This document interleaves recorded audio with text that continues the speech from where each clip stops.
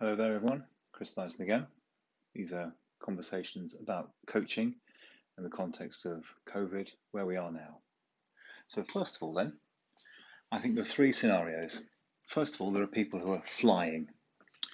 Then there are those who are floating or swimming, and there are those who are perhaps dead in the water. But if we're in these sort of contexts, perhaps we're now coming up for air. That's where we are now at the end of June 2020, just coming up for air. What I want to do now is just look at two or three leadership models that might be helpful in order to help us decide how to go forward. First context is in motorcycling. As many of you know, I've been a motorcyclist and been delivering motorcycling training at an advanced level for many years. Second thing is in airlines, where failure is not really an option. And the third one is in the critical area of first aid. So in terms of motorcycling, we have a model here called IPSCA, information, position, speed, gear, and acceleration. This is a recycling model. It happens all the time as you're riding a motorcycle in a critical environment, in a threat environment. You need to be fully aware. So this is about conscious competence in a high threat, high risk environment. We need to make sure that all the time our information flow is good. It informs our position, our speed, our gear, and acceleration. And if one of those bits of information changes, so we change the speed, we might change the gear, might change the acceleration, and recycle the system again. We need to be having observation all the time, so scanning our environment.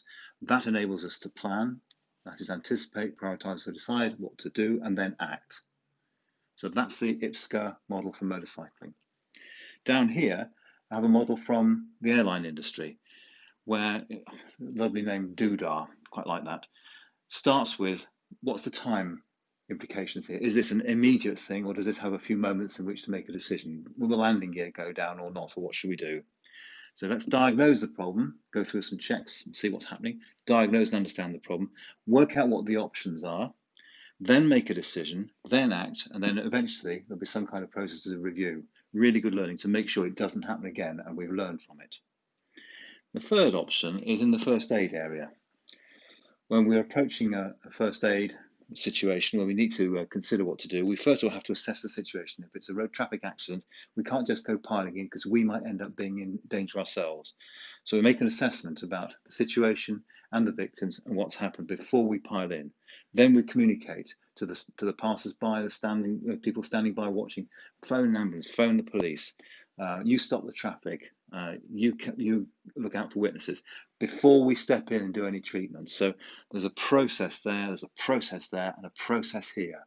And interestingly, action is not the first thing that happens. Sometimes, in fact, in nearly every case, we have to do something around observing, about taking information, taking time to work out what our diagnosis is, look at what the options are. And here we assess the situation for our own safety, then communicate to other people, gather resources before we start treatment. So action isn't always the first thing we do. Okay, see you for the next session.